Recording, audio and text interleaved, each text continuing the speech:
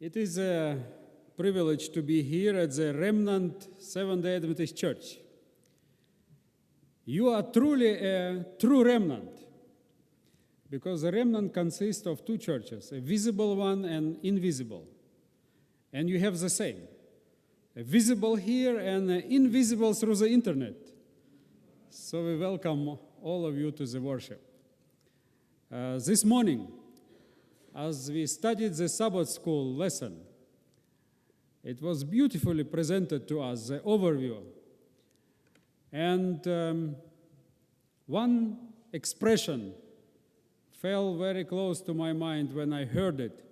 It's a text from Revelation 21, verse 1. When John was writing, "And I saw a new heaven and a new earth, for the first heaven and the first earth passed away, and there is no longer any sea." You know, John the Revelator was writing it being in prison on an island, Patmos. It's actually a hill nowhere in the sea. The only thing John could see was always sea, nothing more. Sea, sea, and sea. This sea was a reason that he could not meet his brothers and sisters. It was a sign of separation. Only sea. The government was very clever to build a prison there, because no one could run away. The only thing the prisoners could see was sea. And as soon as the Lord showed to John a new heaven and new earth, the first thing he noticed was, well, there is no sea any longer anywhere. You know, if I would write instead of John, I probably would have written, "And I saw a new heaven and new earth, and there was no snow anymore." Now, I have served in the military in Russia, compulsory military service for a little bit over 2 years. And I was serving far in the north, where it was very cold, minus 30, minus 35, and more. 6 months day and 6 months night. Snow all over. And when someone asked me how heaven will look like, I would probably say there will be no snow anymore. Well, today is the last Sabbath of the year 2012. For someone of you, the year was a blessed year. Someone of you maybe have experienced some joys and some sorrows. Now we are approaching the new year. What to expect? I wish you would wake up on January 1, 2013, and you would say, there is no sickness anymore. No problems that you have experienced in 2012. Everything is new. This will come, but maybe not in 2013. But what a message to bring as we look with all kind of expectation into the new year. I would like to invite you to open the book of Chronicles, the second book of Chronicles. And we will study with you 3 chapters from this very interesting book, second book of Chronicles. And let's look at the chapter 14, 15, and 16. Apparently, we will not be able to go through all the passages, but we will rely on several high points from these 3 chapters, hoping that these 3 chapters will give us a direction, will give us some clues how to approach the new year, 2013. Chapter 14 in the book of Chronicles, second book of Chronicles, actually starts on a very positive note in verse 2. Because it says, "And Asa, a new king, did good and right in the sight of the Lord his God." You know, when you read through the books of Samuel, through the books of Kings and Chronicles, very seldom you find this expression. Only few kings are characterized with these words. "And he did good and right in the sight of the Lord his God." Asa was the one who started very well. Unfortunately, we will see that he ended differently, but he started very well. Look what he did, verse 3. "For he removed the foreign altars and high places, tore down sacred pillars, cut down the Asherim, and commanded Judah to seek the Lord, God of their fathers, and to observe the law and the commandments." He gave the right direction, not only to his own personal life, but he gave the right direction to the whole nation. And he was saying, if you would like to have a successful life, successful meaning, meaningful life, God-pleasing life, then please look up, seek the Lord, and follow his will. We know that the Lord has blessed his rulership, but then one day a tragedy happened. And it is described a little bit later in chapter 14.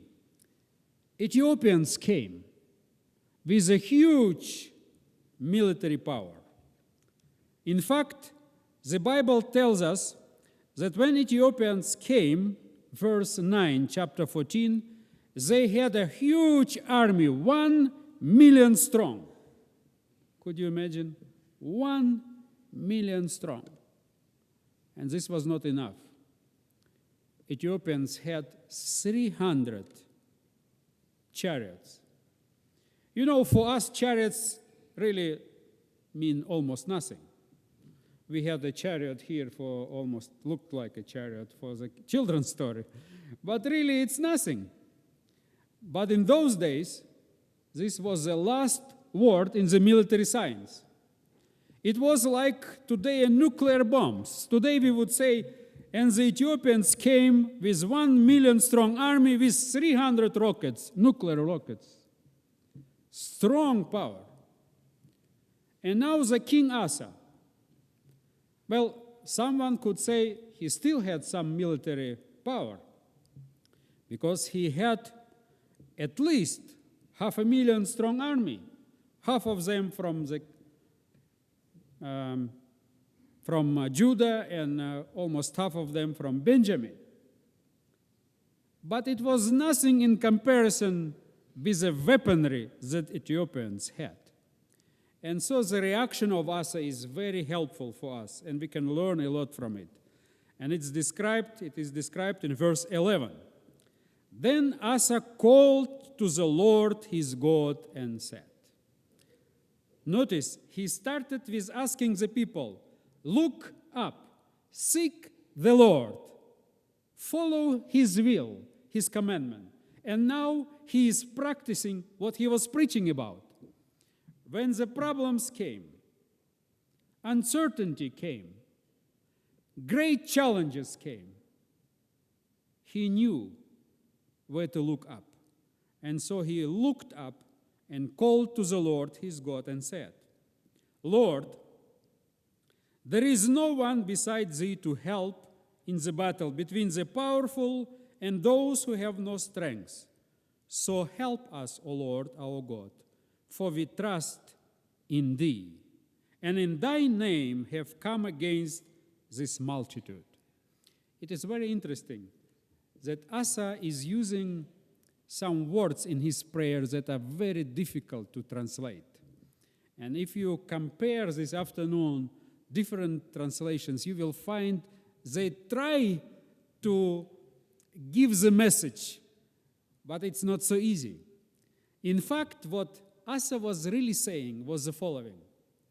Addressing the Lord, he was saying, Lord, for you, there is no difference to help the strong one or to help the weak one, the powerless one. Just think about it. For the Lord, there is no difference to help someone with the latest weaponry, with 1 million strong army, or to help someone without weapons. For him, there is no difference. What do you think? Is there a difference for the Lord to heal someone who has an incurable disease, a cancer, or to help someone who just catched a cold? Is there a difference for the Lord?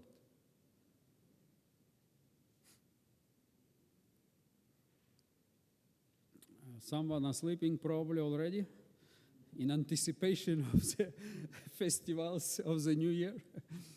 For the Lord, there is no difference, right? The one who created the heavens and the earth to heal someone from cancer or from a cold, there is no difference. Lord, just say one word. And so Asa is praying and saying, Lord, for you really there is no difference to help the strong one or to help the powerless one. But Lord, please help us. And then he says, why?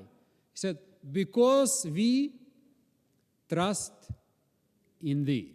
Now it is very interesting that here for trust, a totally different Hebrew word is used. A word that occurs several times in these 3 chapters. In reality, he uses a word that could be better translated to lean oneself upon someone, to rest against. You know, people, when they are standing and they don't feel very strong or they are weak, in order not to fall down, usually they try to find an object and they lean upon. This is a verb that Asa is using. He says, Lord, for you there is no difference to help someone who is strong or someone who is weak. But please help us because we are leaning on you. You are our strength. We are leaning on you.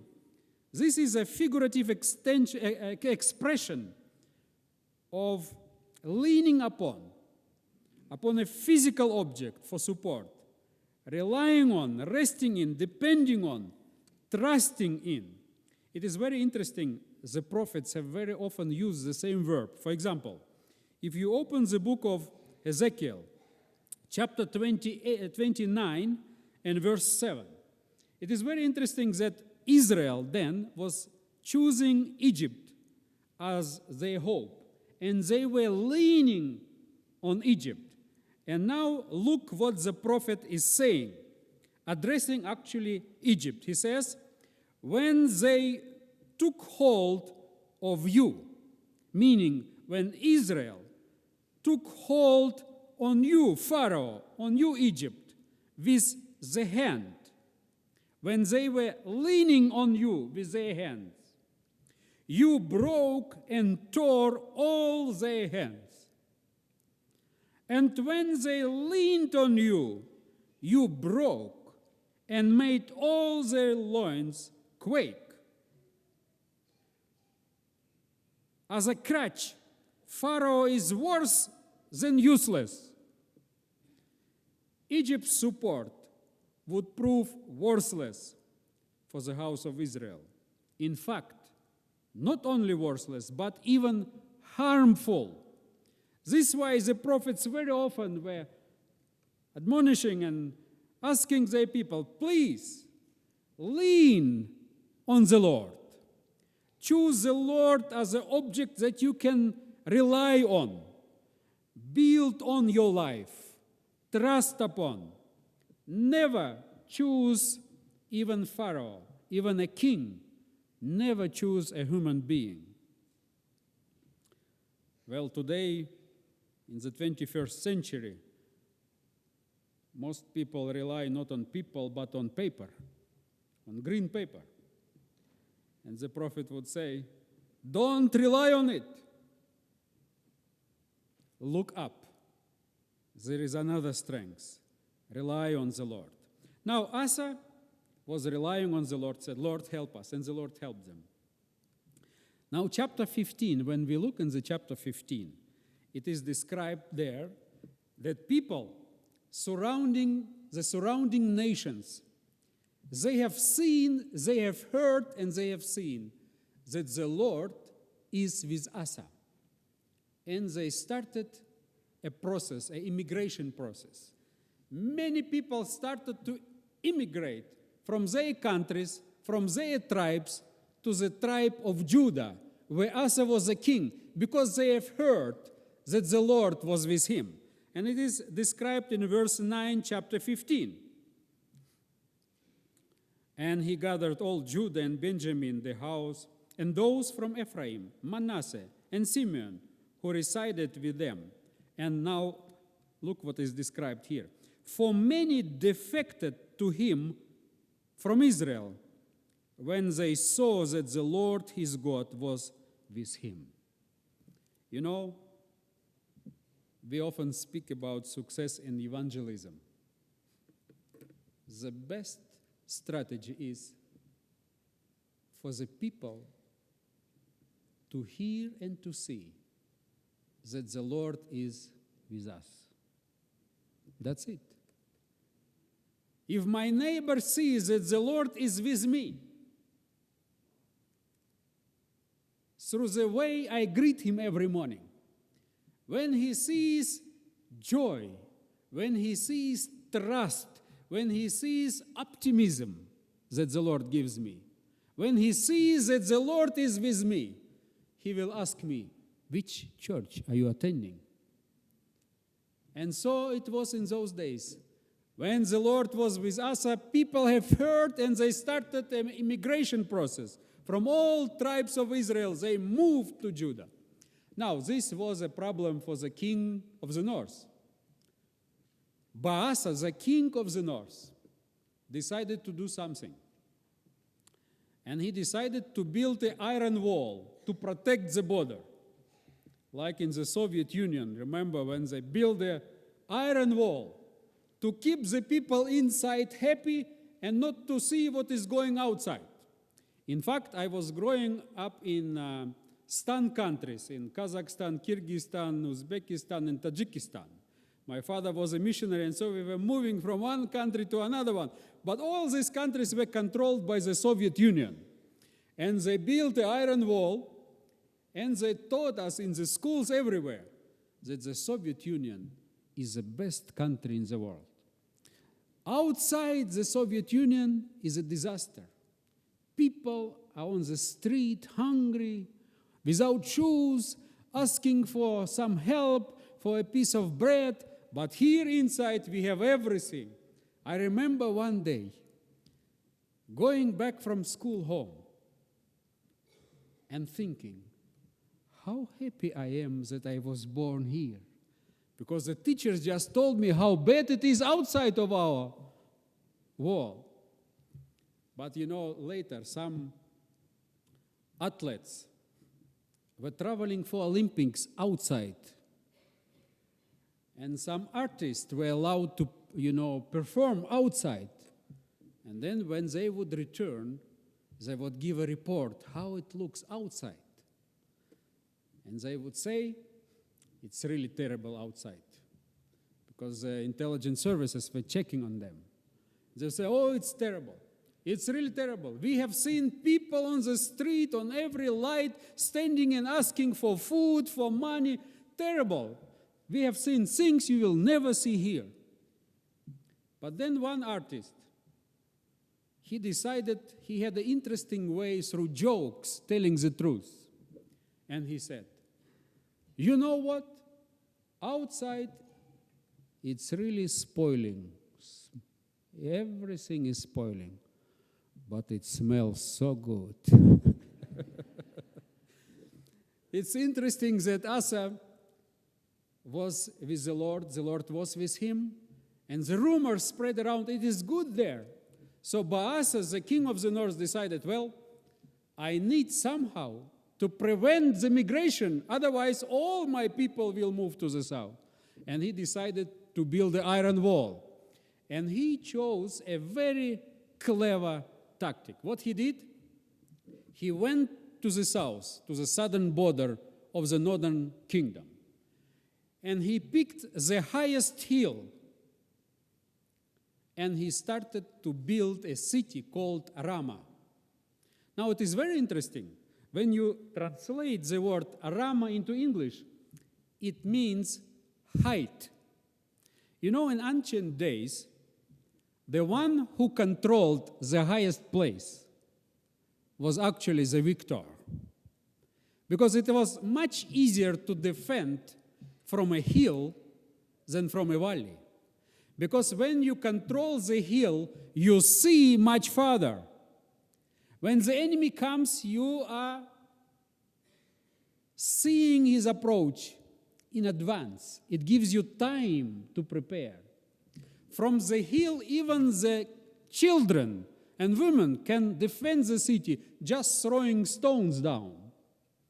And so Asa decided, I will build a border around my kingdom, but I will build a controlling post in Ramah. And he started doing it. Now, the next chapter, 16, describes now the reaction of the King Asa to the things that Asa started to do. So what he did? Asa decided, well, I will send my minister of foreign affairs, I will send him with some ambassadors to Syria.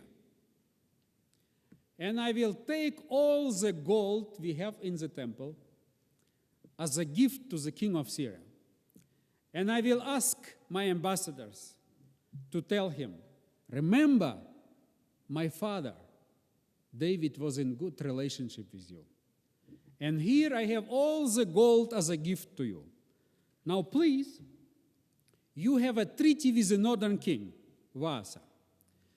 Destroy this treaty and make a treaty with me. Let's be friends. And here is a price for it. So he gave all the gold he had in the temple, all the silver. And the Syrian king decided, well, why not? They brought all the treasures. We make wars to get some treasures. They brought it here. Okay, he made a treaty with the king Asa. Now, in order to fulfill the policies that he signed in the treaty, he had to now go against the northern kingdom, against Asa. And so he attacked the northern city of the kingdom of Israel.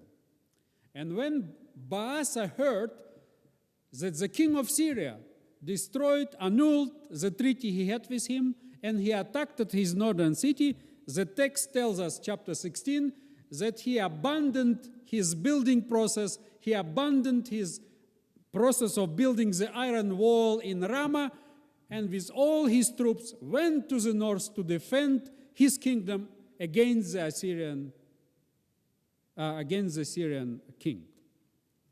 Now, the reaction of Asa was also very interesting. When you read verse 6, chapter 16, then King Asa brought all Judah, and they carried away the stones of Ramah and its timber with which Baasha has been building. And with them he fortified Geba and Mitzpah. Now it is very interesting. Here is used a very interesting play of words. 3 cities, geographical locations are mentioned: Ramah, Geba, and Mitzpah. Now, what is very interesting, all 3 of them, if translated into English, means the same thing. Ramah means a high place. Geba means a height. Mitzpah means a watchtower. In other words, the biblical writer was trying to portray a picture that here in the world, everyone is striving to get the highest place in order to get some advantages, to see further, to have a better advantages for protecting himself. And so Baasa built Ramah, a high place. Then Asa, by his political techniques, destroyed a treaty that was with the northern kingdom, with Syria, and made a new treaty. And now what he is doing, he takes all the stones from Ramah and builds another 2 high places, a watchtower, in order to protect himself. Now what is very interesting, now the prophet comes.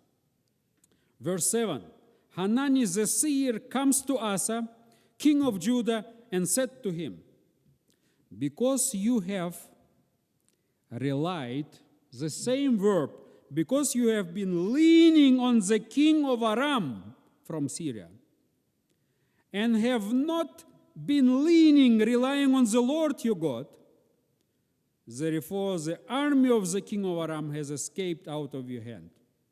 And then he continues and said, please remember, were not the Ethiopians, remember the huge army, 1 million strong, 300 chariots, were not the Ethiopians, an immense army with very many chariots and horsemen, yet because you were leaning, the same verb, because you were leaning on the Lord, he delivered them into your hand. And now comes the key, the most important passage. Verse 9. For the eyes of the Lord move to and fro throughout the whole earth, that he may strongly support those whose hearts are completely his. Do you get the picture? Now the Bible writer is telling us, here in this world, everyone is trying to get the highest place. Someone is trying to get Ramah, 26 feet high. Then Asa is trying to get, instead of 1 high place, 2 high places, Geba and Mitzpah. They are fighting here to have the best watchtower, the highest place, in order to see a little bit further. And they forget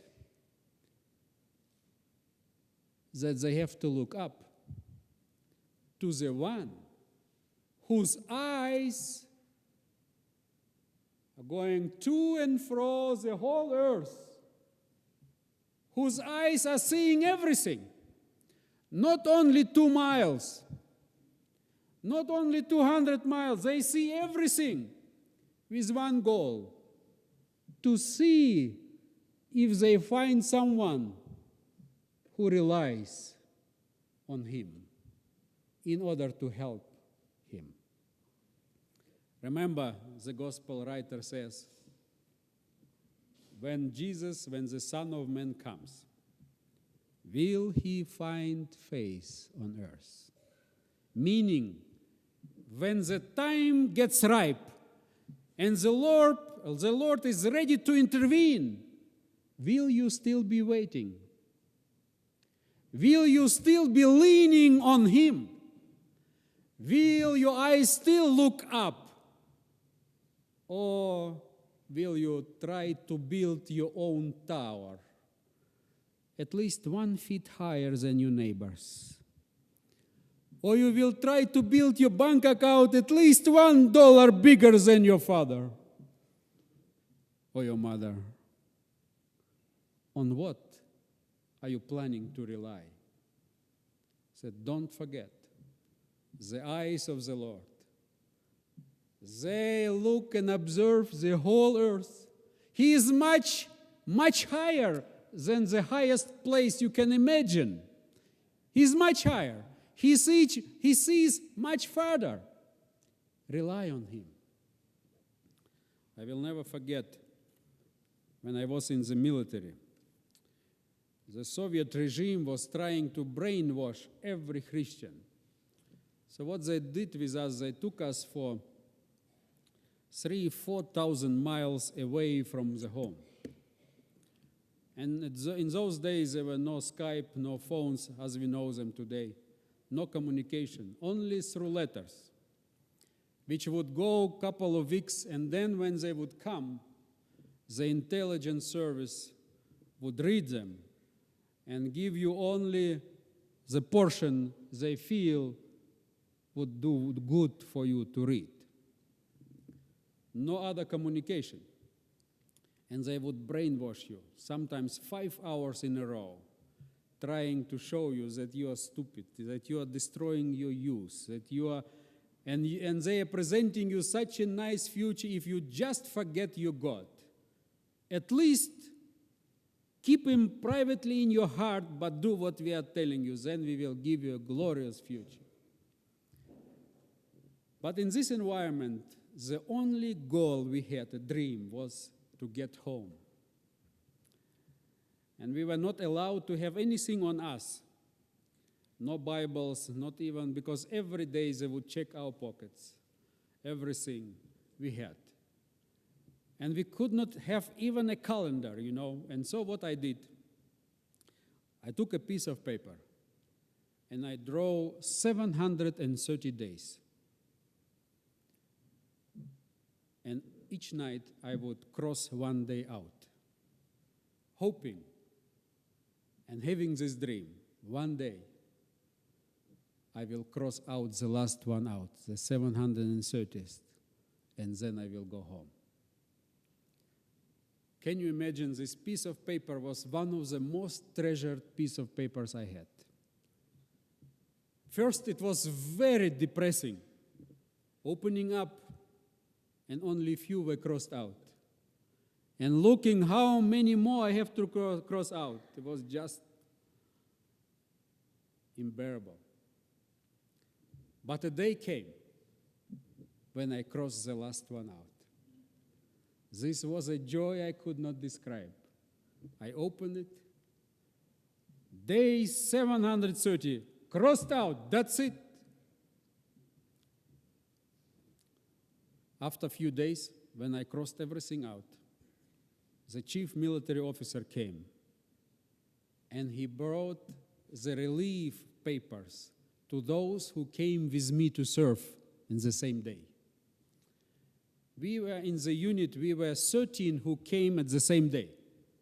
So he came and he brought 12 release papers, and he gave to all of my friends except me. So my friends started to pack.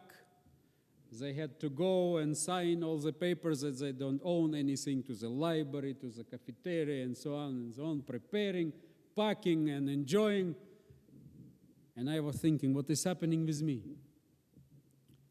So I then approached the military chief, and I said to him, I saluted to him and said, "Sir, I have served now more than 730 days. It is time to go home. Why are you not giving me the release papers? All my friends got them already." He said to me, "Okay, don't worry, I have only 2 questions to you. Question number 1, could you tell me how many Sabbath days do we have in 1 year?" I said to him, 52. He said, "Good. Now question number 2, how many Sabbath days do we have in 2 years?" So I said 104. He said, "Good. Now since you did not work on Sabbath, you need to serve 104 days more, excluding the new Sabbath days." And he left. Can you imagine what happened in my mind?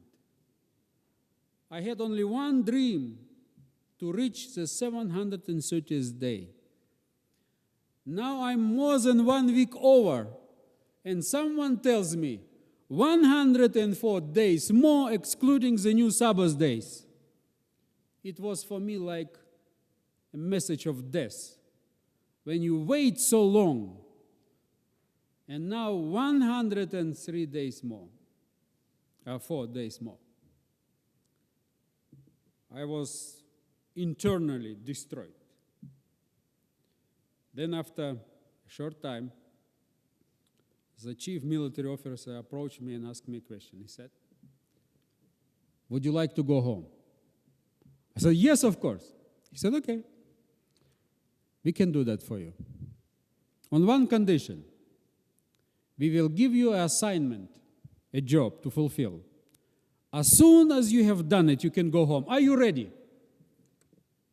No, I was too young at that time and not wise enough.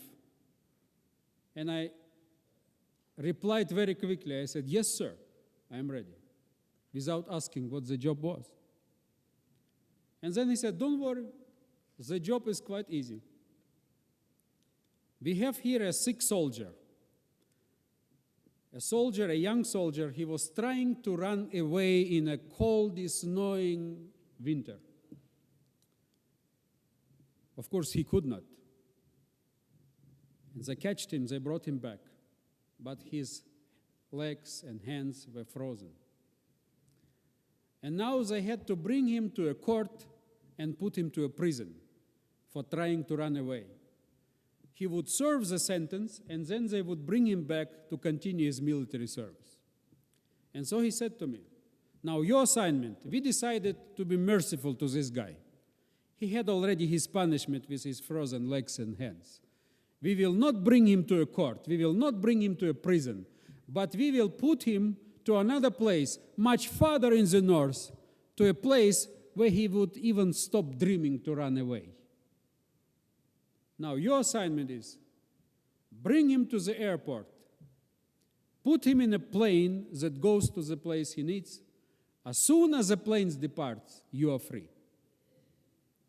Well, I thought it's very easy. So I went to the soldier, I took him, and we went to the airport.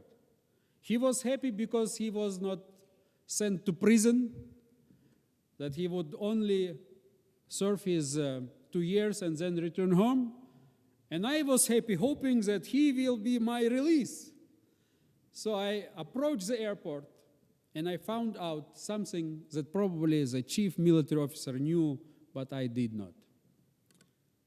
I approached the information desk and I said, "When is the plane to a place I mentioned?" It's a small place in a forgotten area in the north. And a very small planes are flying there, just a few passengers. And the lady looks at me and says, "Young man, are you serious?" Yes, why not? You don't know that there is a snowstorm season right now? And planes are not flying in this area? When I heard that, I understood everything. So I took the soldier and we went back.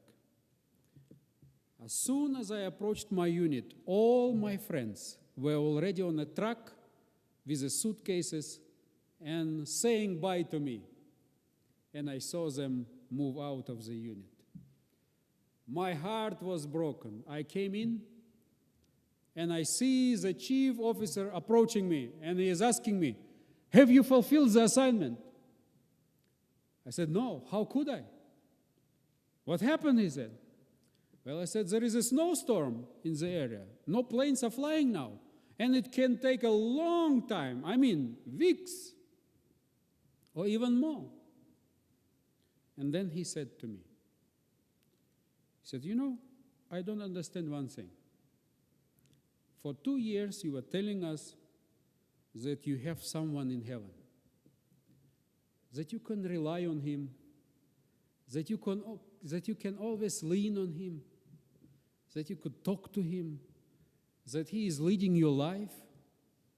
So if this is so," he said, I don't see any problem. Just send him a telegram. He will give you for a few hours clear weather, and you are home. I don't see any problems. And he went away.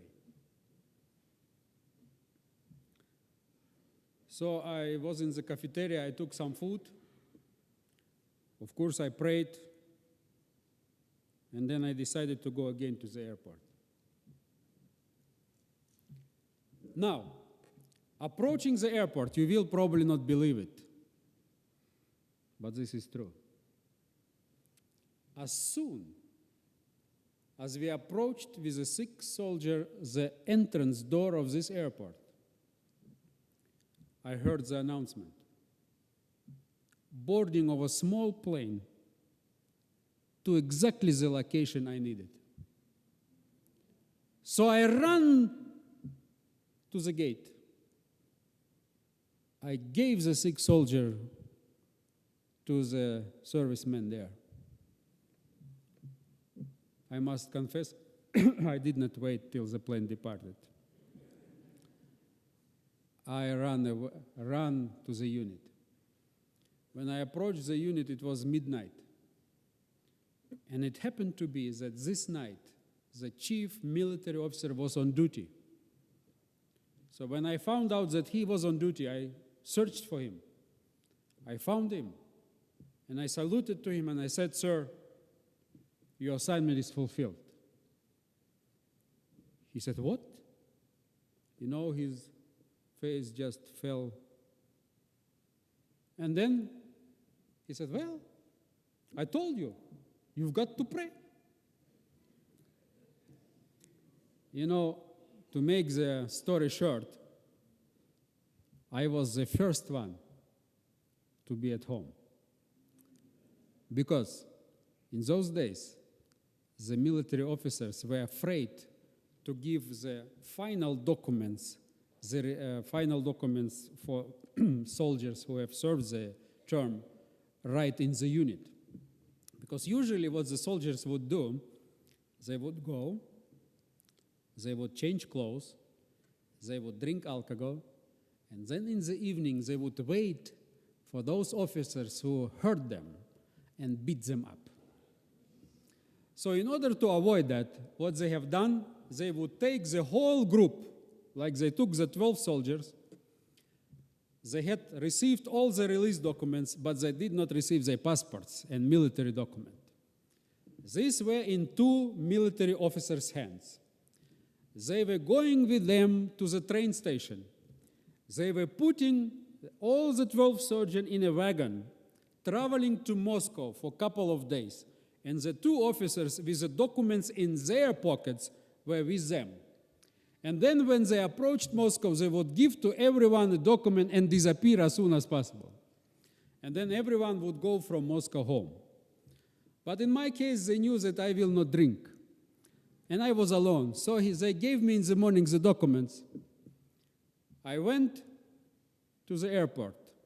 And there was only 3 days a week a plane to my home.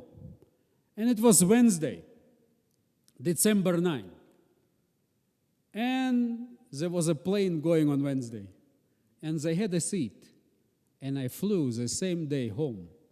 My friends were still in the train with the two officers to Moscow. I was already home. You know, we, beginning a new year, have all a choice on whom to rely. Difficulties will come if we wish or we don't wish. This is life. But the key is where we are looking. Are we trying to find here a higher hill to see a little bit further? Or we are looking up to the one who sees everything, who knows everything, and who can everything.